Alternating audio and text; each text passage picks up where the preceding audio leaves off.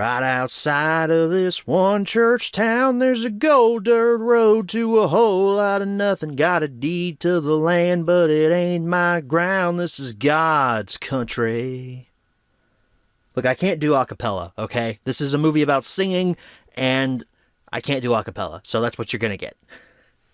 Hello, everyone. Welcome back to another episode of Home Media Reviews.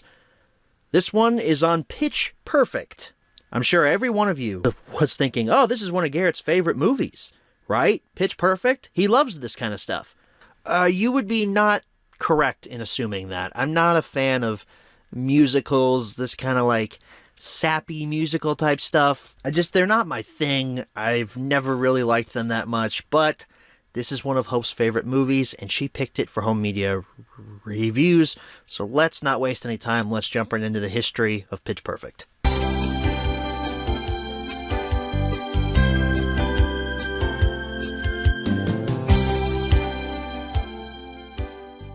So Pitch Perfect hit theaters on October 5th, 2012. This movie had a budget of $17 million, which is like chump change compared to some movies nowadays.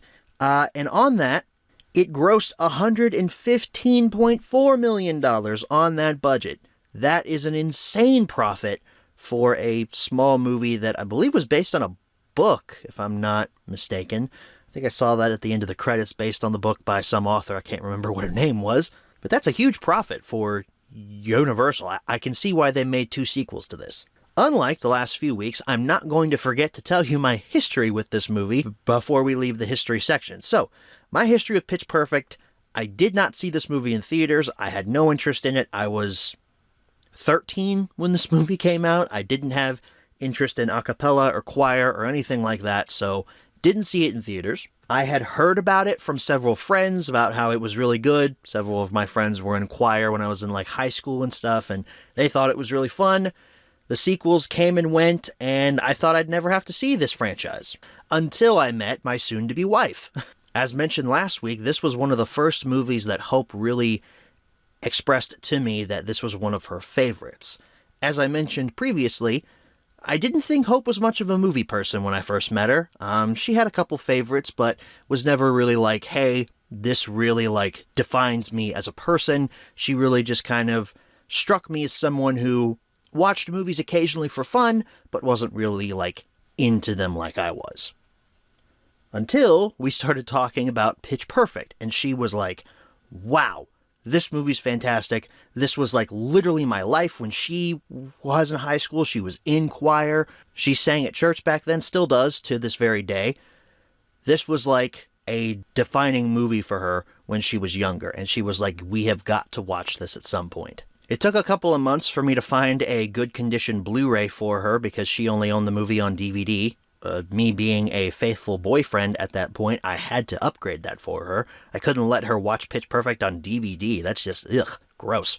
But I did find a Blu-ray copy. It's the Blu-ray copy that we're going to be taking a look at in the close-up section. I think I found it at Big Lots. I gifted it to her, and I'm pretty sure that very night we watched the movie for the first time. And I enjoyed it fine enough. Definitely wasn't for me, though, but I did like what it was telling me. I liked what the movie had to say.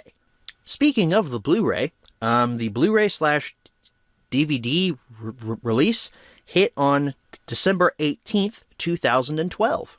Pretty standard Blu-ray/DVD/ultraviolet copy combo pack, and then a pretty standard just bare bones DVD release.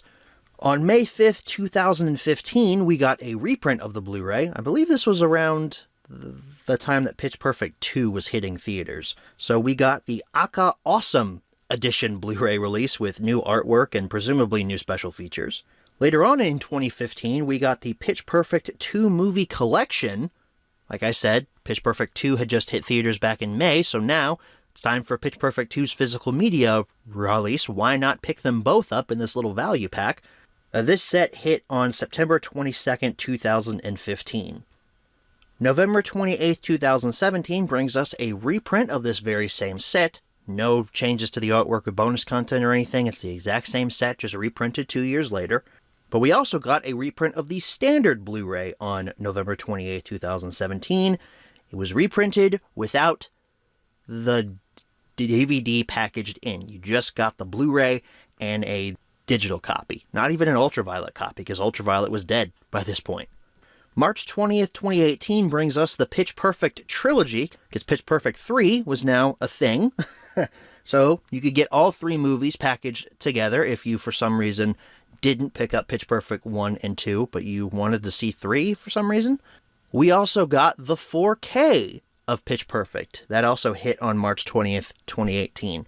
I get that, like, 4K was slowly becoming, like, a big thing in, like, the late 2010s, like 2016, 2017. 4K was really starting to become a mainstay in the home video market. Man, Pitch Perfect was really quick to hit 4K, though. Can't believe Pitch Perfect hit 4K before such classics as, like, Hollywood Homicide or Phone Booth. Why did Pitch Perfect get a 4K before those classic films? Phone Booth is good, though. I just like to make fun of Hollywood Homicide because that's such a dumb title. September 29th, 2020 brings us a peculiar 2-pack. Pitch Perfect was packaged on Blu-ray with a movie called Yesterday, which has nothing to do with a cappella. It's about this guy who remembers the Beatles, but nobody else in the world remembers the Beatles, so I guess he makes like millions of dollars because he is like the Beatles now. I don't know. I've never seen it. I've just heard it talked about by some of my friends, and they enjoyed it, so okay. January 5th, 2021 brings us a Girls' Night in Blu-ray 5-movie collection, including the first Pitch Perfect movie. This not only had the first Pitch Perfect, but it also included Bridesmaids, Sisters, not the Brian De Palma film that was did by Paul Hirsch, Girls Trip, and Trainwreck. I've heard of Girls Trip. Sisters, I don't know this particular version, I just know the Brian De Palma film. Bridesmaids I own, but I've never seen, and then Trainwreck I've heard of, but never seen. And finally, on September 13th, 2022, we got another trilogy Blu-ray set, but this one was exclusive to Target. It included a pitch pipe, which there's one in the movie, I'm not really sure why you need it, it's like a little circle thing. I don't know, though, but this set had one, and it also included a little book, probably about the history of the Pitch Perfect franchise. But as far as Pitch Perfect on physical media goes, that is it, and that wraps up the history section. Let's go ahead and move right along to the close-up.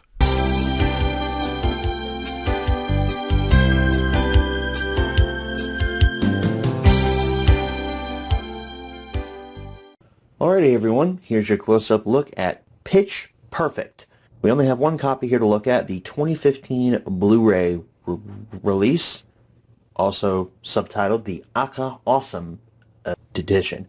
So up here at the top, Blu-ray plus digital HD, the film's logo, there's all your main stars, all new sing-along, Aka Awesome edition, and this weird kind of like triangle thing. I do like this poster. I think I prefer the original poster, though. That yellow logo on the purple background just really popped. This one's a little bit more bland, just pink on blue. I mean, it looks good. The spine, Blu-ray disc logo, Anna Kendrick, Pitch Perfect, Aka Awesome edition, Universal logo and product number. The back, sing along with the Bellas to all your favorite a cappella songs. Barcode peeking out there. You've got a blurb about the movie, screenshots from the film, that iconic scene where Anna Kendrick does the bit with the cup, and your bonus content is listed down there at the bottom, along with your rating, a couple other little legalese things down there. Slipcover comes off. Your artwork is pretty much the exact same. It just doesn't have a giant triangle there. It just has Aka Awesome printed down there at the bottom. The spine's pretty much the same. The back is pretty much the same, except you've now got this HD picture and theater quality sound banner up there. The blurb and everything else is the same. Your screenshots, though, have been reordered to make room for cast and crew information and technical specifications. Open this up. There's your Blu-ray. Pretty standard universal reflective gray disc. So that wraps things up for the close-up. Let's move right along to the menu tour. Alright, here's your menu tour for Pitch Perfect. It's your pretty standard universal Blu-ray menu here. You've got all your options over here on like this blade configuration with clips from the movie playing in the background, and then you've got this little globe up here that's supposed to connect you to the internet for like Blu-ray Disc Live stuff.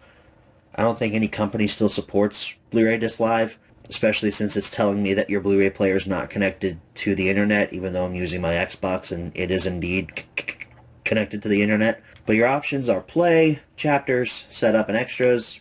So for play, it says you can choose which version of the movie you want to watch. So I'll say later on in this video that I'm not sure if there's any differences between the standard Blu-ray and the Aka Awesome one. There's a huge difference. The Aka Awesome one has a sing-along version. You can watch the theatrical cut or the sing-along cut here. So that's honestly pretty cool. Your chapters are in groups of 4. You've got screenshots for each, and then they're all individually numbered, of course.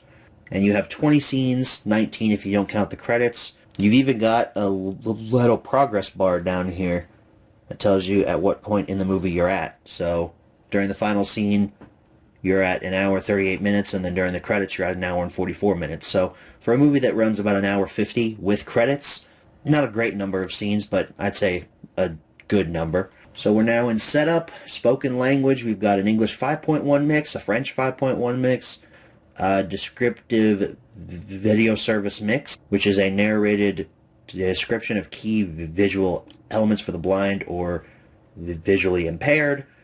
You have a feature commentary with director Jason Moore and producers Elizabeth Banks and Max Handelman, and then another commentary with producer Paul Brooks. Subtitles, we have English, Spanish, and French. You also have options for your menu if you want to hear a sound when you click something here on the menu. That's button sounds, and then ticker if you want to hear something as you move through the options. For your extras, you can choose which version of the movie you want to watch. Starships, the Pitch Perfect music video, deleted and extended scenes. Meanwhile, Line-O-Ramas, backstage at Barton, on the set, Burrito Drive-By, a look inside, and then your commentary tracks. So for a standard Blu-ray in 2015, this was a lot of special features. I'm very happy with the amount of extras that were put on this disc. So that wraps up your menu tour. Let's go ahead and head on back and answer the 5 main questions, as always. Alright, so we're back from the close-up. Now it's time to answer the 5 main questions, as always. Number 1, where can you pick this product up? The secondary market, you can't find Pitch Perfect on store shelves anymore. You may be able to find a DVD-only copy in the Walmart $5 bin, if your Walmarts still have those. Number 2, is this product still being printed nowadays? Unfortunately, no. Number 3, should you pick this product up? Jumping into the movie here, always fun when a studio changes up their logo, and we get a fun variation on the Universal logo.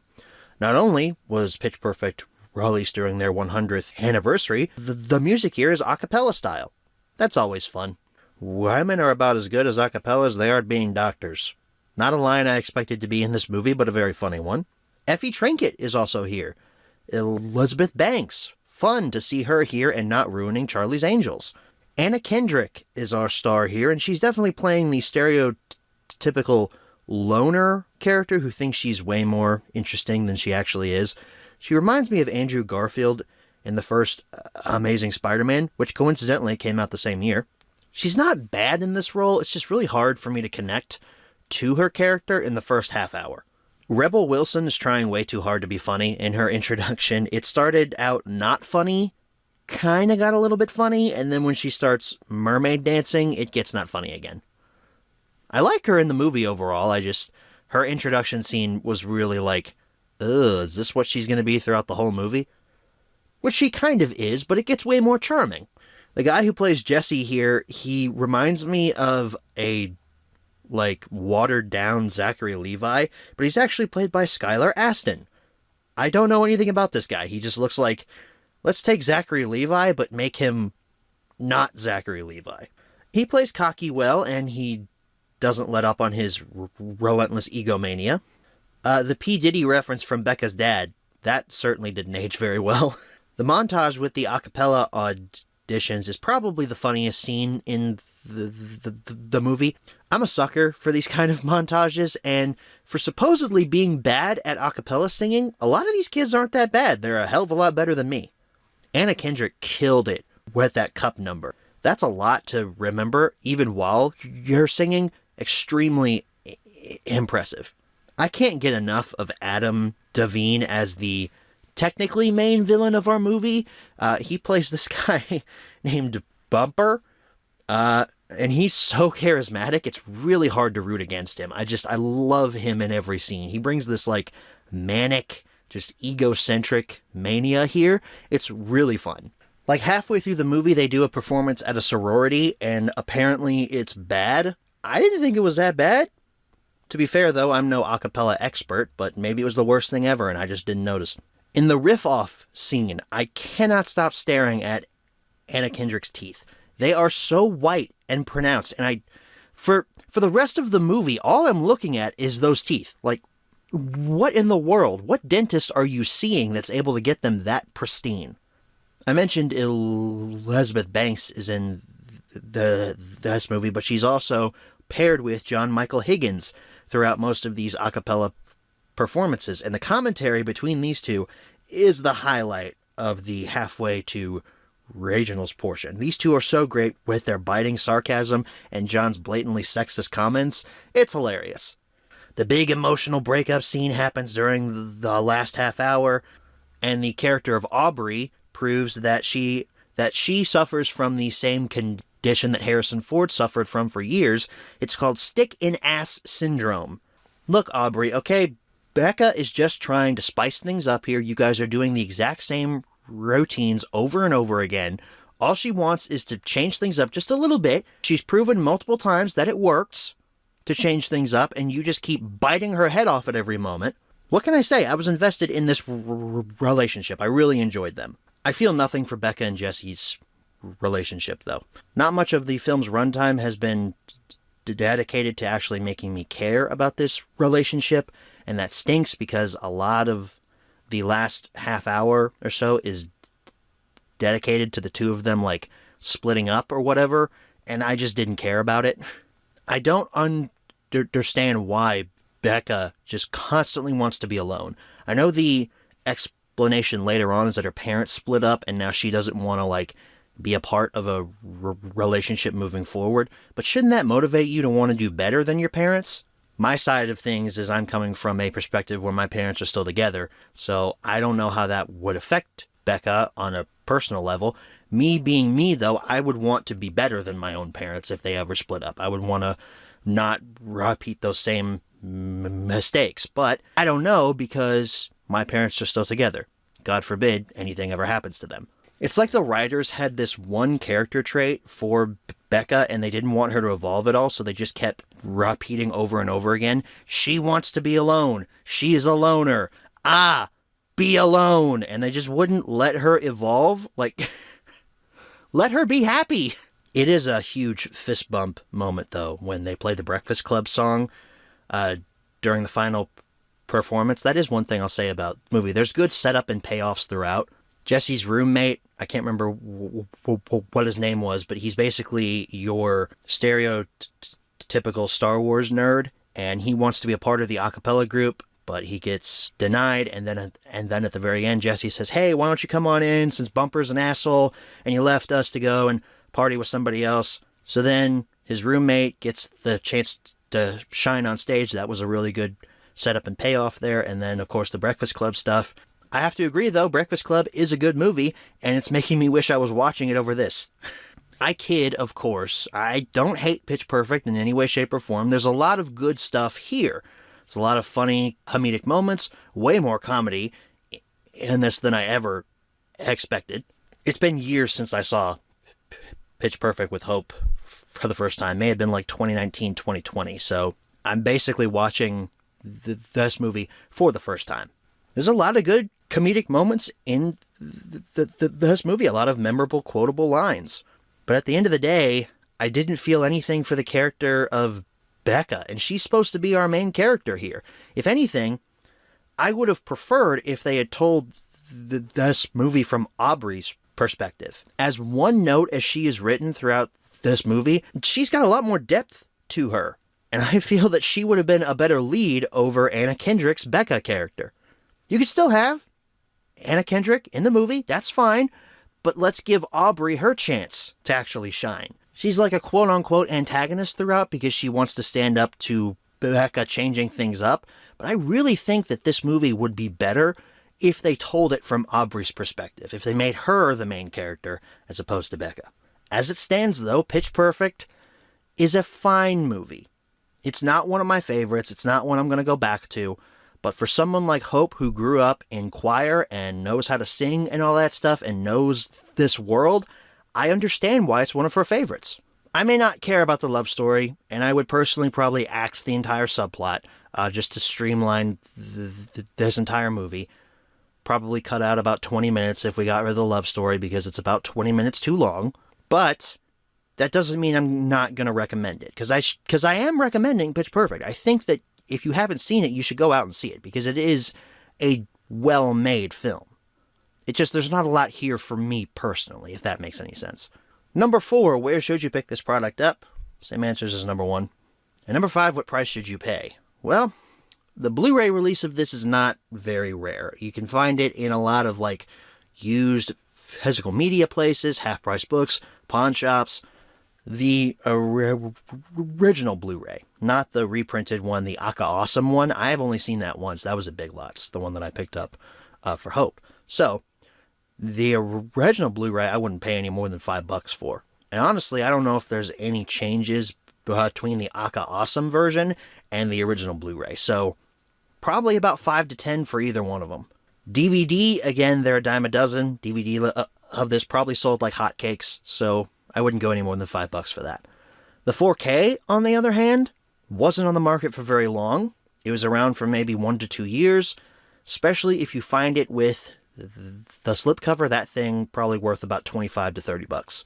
All right, everyone, that wraps up episode 99 of Home Media Reviews on Pitch Perfect.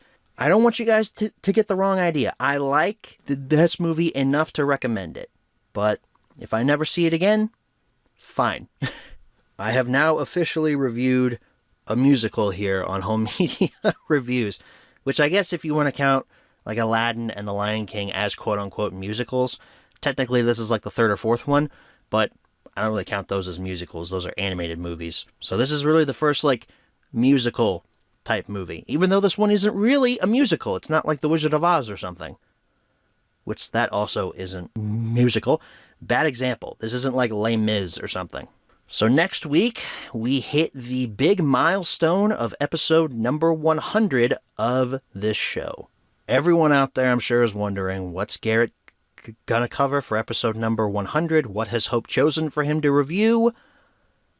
Originally, I was gonna tell you. But now, since I've seen the hype online about episode number 100, I'm not gonna tell you. You'll have to come back next week for the premiere of episode number 100. That's right, we're going to do a premiere for this. We're not going to just straight up hey, episode airs at 4:15. No, you got to be there at 4:15 to catch this episode airing live. It's going to be a big event, and it's going to be a movie that I'm sure a lot of you all are going to enjoy. That's the only hint that you're getting. I'm not telling you anything else about what the movie is. I've seen a couple of comments about people thinking they know what it is. Good guesses out there. But that wraps things up here for episode 99. I hope to catch you all next week for the premiere of episode 100. Thank you all so very much for watching. And as always, good night, everybody.